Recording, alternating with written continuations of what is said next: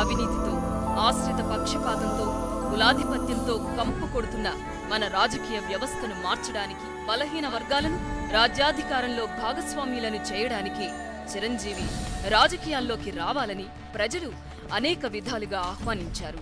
మార్పు కావాలని నినదించారు.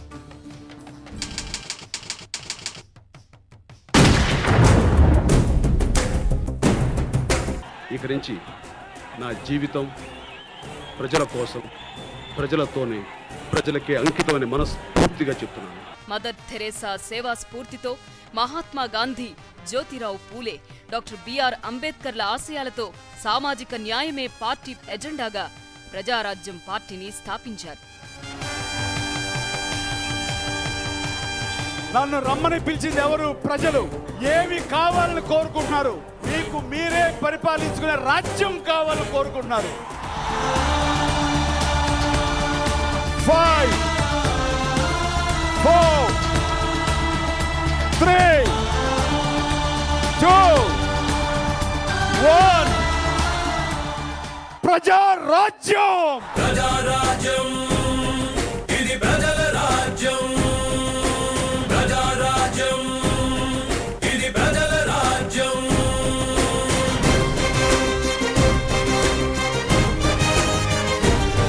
దోపిడీ, అవకాశవాద రాజకీయాలకు ప్రత్యామ్నాయంగా ప్రజలకు అండగా ప్రజారాజ్యం పార్టీ ఉంటుందని స్పష్టం చేశారు చిరంజీవి. నేను సైతం ప్రజారాజ్యపు సైనికుడినై పోరు సలిపేను. నేను సైతం ప్రజారాజ్యపు సేవకుడినై సేవ చేస్తాను. పార్టీ పెట్టిన 9 నెలల్లోనే ప్రజారాజ్యం పార్టీ ఎన్నికలను ఎదుర్కొంది. ఎలాంటి పొత్తులు లేకుండా, పార్టీకి గ్రామస్థాయి నిర్మాణం జరగకుండా, సొంత మీడియా శక్తి లేకుండా, బలహీన వర్గాల అభ్యర్థులతో బలమైన ప్రత్యర్థులకు ఎదురు నిలిచి పోరాడింది ప్రజారాజ్యం. ప్రత్యర్థి పార్టీల అసత్య ప్రచారాల వల్ల, కొత్త పార్టీ కావడం వల్ల ఎదురైన లోటుపాట్ల వల్ల ఎన్నికల్లో ఆశించిన ఫలితాలు ప్రజారాజ్యానికి రాకపోయినా 70 లక్షల ఓట్లతో, 18 సీట్లతో రాష్ట్ర రాజకీయాల్లో గౌరవప్రదమైన స్థానమిచ్చారు రాష్ట్ర ప్రజలు. ఈ పరిస్థితుల్లో ఎన్నికల ఫలితాలు ఇంకా వెలువడుతుండగానే పార్టీ అధ్యక్షుడిగా చిరంజీవి గారు మీడియా ముందుకొచ్చి ఎంతో పరిణితి చెందిన నాయకుడిగా ప్రజలిచ్చిన తీర్పును శిరసావహిస్తానని చెప్పారు.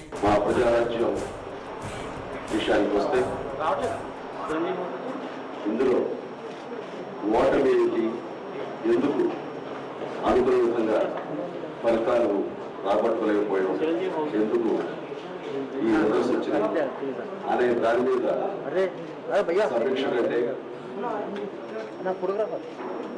ప్రజలు మమ్మల్ని ఆమోదిస్తూ ఒక ప్రత్యామ్నాయ పార్టీగా మాకు ఈ రకంగా స్వాగతం పలుకుతూ వారి జీవితాల్లోకి మాకు ఎంతో కొంత మంచి ఫలితాన్ని మాకు అందిస్తూ వారి జీవితంలో మాకు ఆహ్వానించేందుకు మొట్టమొదటిగా 50 మంది ప్రజానీకానికి నేను ధన్యవాదాలు తెలియజేస్తున్నాను. చట్టసభలో ప్రజా సమస్యలపై గళం విప్పడానికి తొలి అడుగు వేశారు. కొడిగల చిరంజీవి అనే నేను శాసనసభ సభ్యునిగా ఎన్నికైనందున శాసనం ద్వారా నిర్మితమైన భారత రాజ్యాంగం పట్ల నిజమైన విశ్వాసం, విధేయత చూపుతానని, భారతదేశ సార్వభౌమాధికారాన్ని, సమగ్రతను కాపాడుతానని, నేను స్వీకరించబోయే కర్తవ్యాన్ని శ్రద్ధాశక్తులతో నిర్వహిస్తానని దైవ సాక్షిగా ప్రమాణం చేస్తున్నాను. పవిత్రమైన దేవాలయం లాంటిది ఈ శాసనసభ వేదిక అంటారు. ప్రజలు మనల్ని ఇక్కడ అందరినీ పంపించింది వాళ్ళ సమస్యలు మీద చర్చించుకోమని, అలాంటి వాటికి ప్రజాధనాన్ని, ప్రజాకాలాన్ని వెచ్చించమని వారు మనకి అవకాశం ఇచ్చారు. ఈ సభా కార్యక్రమాలు జరిగే సమయంలో ఎన్ని లక్షల కోట్లు అవుతాయి, కుదించి రోజుకి ఎంత అవుతాయి, గంటకి ఎంత అవుతాయి, సెకండ్కి ఎంత అవుతుందని చెప్పినప్పుడు ఓ మై గాడ్, ఇంత డబ్బా అని అనిపించింది. నాకే కాదు, సామాన్యుల ప్రజానీకానికి కూడా అదే అనిపించుండొచ్చు.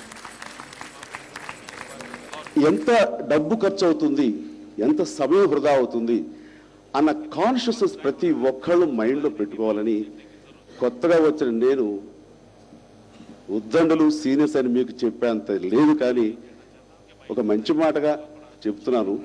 ఇది నా మాట కాదు, ప్రజావాణి అనుకోవచ్చు.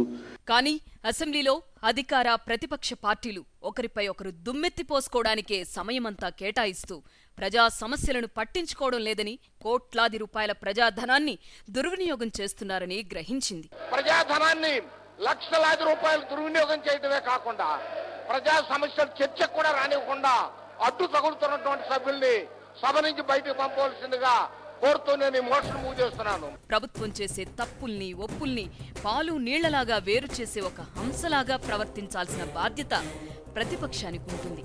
ఆ బాధ్యతను నిర్వర్తిస్తున్న ఏకైక రాజకీయ పార్టీ ప్రజారాజ్యం మాత్రమే.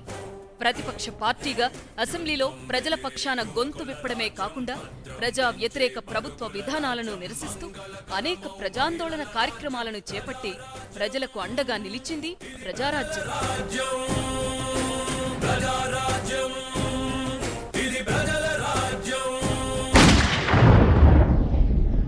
హైదరాబాద్లోని భోలక్పూర్లో కలుషిత నీరు తాగి 9 మంది మృతి చెందినప్పుడు పార్టీ పెద్ద ఎత్తున ఆందోళన చేసింది. వాళ్ళు రిపోర్ట్ చూసుకున్నా సరే ఎవరు స్పందించట్లేదు అని చెప్తే ఇక్కడుండే ప్రజాప్రతినిధులు వీళ్ళందరూ ఏం చేస్తున్నారు, వాళ్ళు ఏ విధంగా దీనికి ఒక సమస్యకి పరిష్కారం వాళ్ళు చూపిస్తున్నారు.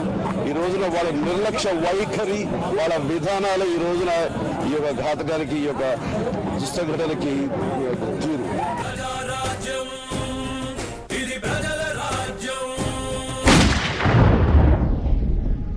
పెరిగిన నిత్యావసర సరుకుల ధరలను తగ్గించాలని రాష్ట్ర వ్యాప్తంగా ఉద్యమించింది ప్రజారాజ్యం.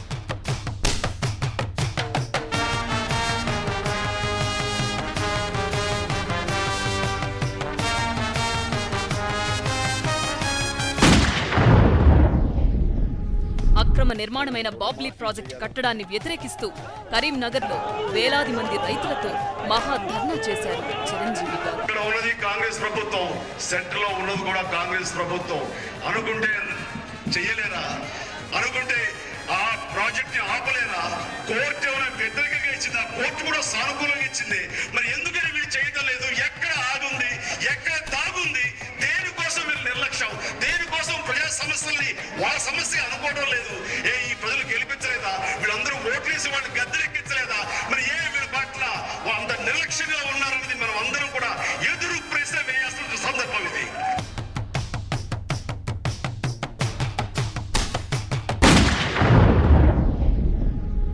కేజీ బేసిన్ గ్యాస్ లో రాష్ట్ర వాటా డిమాండ్ చేస్తూ కాకినాడలో వేలాది మందితో ప్రజారాజ్యం ధర్నా చేసింది. మనం చూస్తున్నాం కానీ మన సంపద కొల్లగొట్టి వెళ్ళిపోతుంటే మనం అచేతనంగా ఉండిపోయే పరిస్థితి. ఇలాంటి పరిస్థితికి కారకులైన వారికి మనం అన్ని రకాలుగాను హెచ్చరించే విధంగా ఈ రోజు మీ తరపున నిలబడి నిక్షేపాలను మనం దక్కించుకుందాం, మన అవసరాలు మనం తీర్చుకుందాం.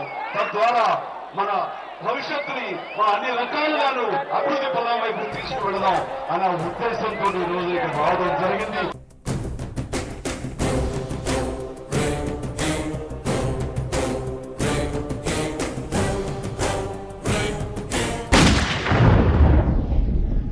పెంచిన బస్ ఛార్జీలను తగ్గించాలని విజయవాడలో వేలాది మందితో చిరంజీవి గారి ఆధ్వర్యంలో ధర్నా చేసింది టీఆర్పీ. నిత్యావసర ధరలు కానివ్వండి, అంటే ప్రజల రవాణా సౌకర్యం, వస్తువుల రవాణా సౌకర్యం ఇవన్నీ కూడా పెరిగిపోయి వాటి ద్వారా ప్రజల మీద ఒక పరోక్షంగా చాలా భ్రమం పడే అవకాశం ఉంది.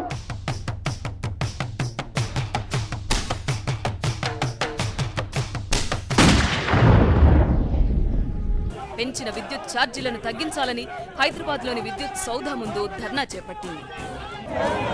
కరెంటు కోతల మూలంగా ఆంధ్రప్రదేశ్ అయిపోయింది. చీకట్లో మగ్గాల్సిన పరిస్థితి ఈ రోజున ఏర్పడింది. దీన్ని సీరియస్ గా తీసుకుని ప్రభుత్వం ఖచ్చితంగా దీని మీద మా డిమాండ్ మేరకు స్పందించాలి. లేని పక్షంలో ఇది చాలా తీవ్రతరం చేస్తాము. ఈ ఆందోళన ఇంతతో ఆగేది కాదని ఈ సందర్భంగా తెలియజేస్తాను.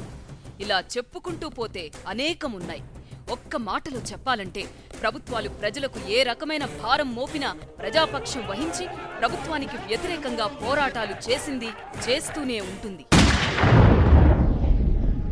రాష్ట్రంలో ప్రకృతి విపత్తులు, ప్రమాదాలు సంభవించి ప్రజలు కష్టాల్లో ఉన్నప్పుడు వారి కష్టాల పట్ల తక్షణం స్పందించడమే కాకుండా వారిని ఆదుకోవడానికి తన వంతు సహాయం చేయడంలో ప్రజారాజ్యం ముందు నిలిచింది. రాష్ట్రంలోని 5 జిల్లాలకు వరదలొచ్చి లక్షలాది మంది ప్రజలు నిరాశ్రయులై తీవ్ర ఇబ్బందులు ఎదుర్కొన్నప్పుడు వారి బాధల్లో మమేకమై వారిని ఓదార్చడమే కాకుండా బాధితుల కోసం విశాఖలో చిరంజీవి గారు స్వయంగా జోలె పట్టి సుమారు 50 లక్షలు సేకరించారు. ఇలా వచ్చిన మొత్తాన్ని ప్రభుత్వానికి అందజేశారు.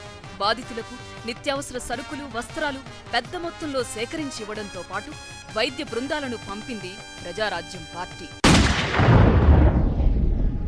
ఈ సమయంలో అలాంటి ఆంత్రాక్స్ లాంటి ప్రమాదకరమైన ప్రాణాంతకమైన వ్యాధి ఇంకా ఉందంటే దానికి ఎలాంటి చర్యలు తీసుకోవాలి అనేది ఏమాత్రం కూడాను ముందుకు రాకుండా 2009 ఎన్నికలు అయిన తరువాత ఫలితాలు వెలువడక ముందు ప్రధాన రాజకీయ పార్టీల నేతలు విదేశీ పర్యటనలలో సేదతీరుతూ ఉంటే విశాఖ జిల్లా మన్యం ప్రాంతంలో యాంథ్రాక్స్ బారిన పడిన గిరిజనులను మండుటెండను సైతం లెక్క చేయక పరామర్శించారు చిరంజీవి.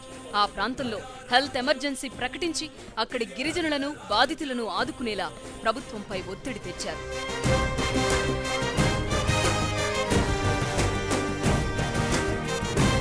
తూర్పుగోదావరి జిల్లా అంబాజీపేట మండలంలో కల్తీసారా బాధితులను తక్షణం పరామర్శించడమే కాకుండా మృతుల కుటుంబాలకు ఒక్కొక్కరికి 10,000 రూపాయల చొప్పున సహాయం చేసింది ప్రజారాజ్యం.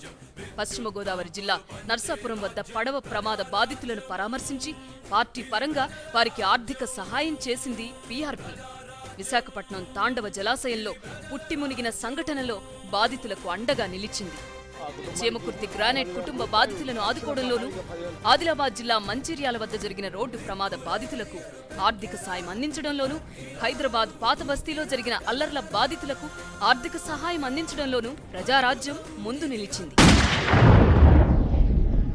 ఇటీవల సోంపేట వ్యవసాయ భూముల్లో నిర్మించ తలపెట్టిన థర్మల్ పవర్ ప్రాజెక్టుకు వ్యతిరేకంగా ప్రజాందోళనపై జరిగిన పోలీసు కాల్పుల్లో మృతి చెందిన ఒక్కొక్కరికి ₹1,00,000 చొప్పున ఆర్థిక సహాయం చేయడంలోనూ ప్రజారాజ్యం ముందు నిలిచింది. ఫస్ట్ నుంచి ఒక పీఆర్పీఏ ఆ యొక్క ప్రాజెక్టు వ్యతిరేకిస్తున్న విషయం మీరు లోకల్ పేపర్స్ కానీ మీడియా చూసి తెలుస్తుంది. ముందు నుంచి కూడా మా నాయకులు అక్కడికి వెళ్తున్నారు, వాళ్లే దాన్ని వ్యతిరేకిస్తున్నారు. మిగతా పార్టీల్లో అంతంత మాత్రం ఉన్న రోజుల్లో కూడా మా పార్టీ తీవ్రంగా దాన్ని వ్యతిరేకిస్తూ అక్కడ విద్యుత్ ప్రాజెక్టు రాకూడదు, అక్కడ ఏవైతే కనుక తేమ భూములు ఉన్నాయో ఆ వెట్లాండ్స్ మీద కట్టడం అన్యాయం ఇది. విశాఖ జిల్లా రాంబిల్లి వద్ద నేవల్ బేస్ నిర్మాణం వల్ల రోడ్డున పడ్డ మత్స్యకార కుటుంబాలను స్వయంగా పరామర్శించి వారికి నేనున్నానంటూ ధైర్యం చెప్పారు శ్రీ చిరంజీవి. వారిని అన్ని విధాలా ఆదుకోవాలని ప్రభుత్వాన్ని డిమాండ్ చేశారు. యుద్ధం బెదిరే యువకుల రాజ్యం, భద్రం పెంచే బడుగుల రాజ్యం, మంగళకరమౌ మహిళల రాజ్యం, ప్రజారాజ్యం.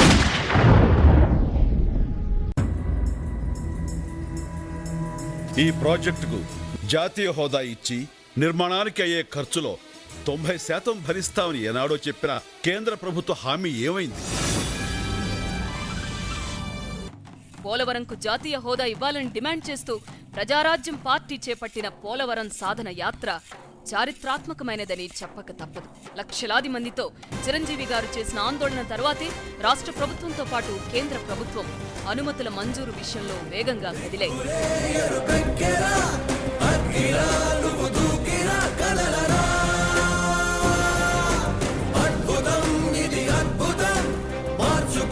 అయితే పోలవరం ప్రాజెక్టు వల్ల నిర్వాసితులైన వారే తొలి లబ్ధిదారులు కావాలని ప్రధానమంత్రికి విన్నవించారు శ్రీ చిరంజీవి.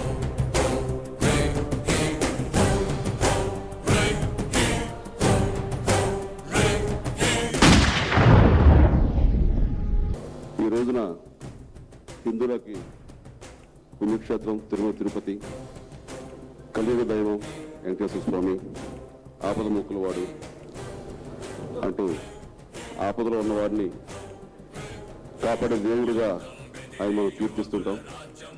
అలాంటి ఆపద ముక్కుల వాడికి ఈ రోజున ఆపద వచ్చింది అన్న పరిస్థితులు ప్రతి చోట పలు అనుమానాలు వ్యక్తమవుతున్నాయి.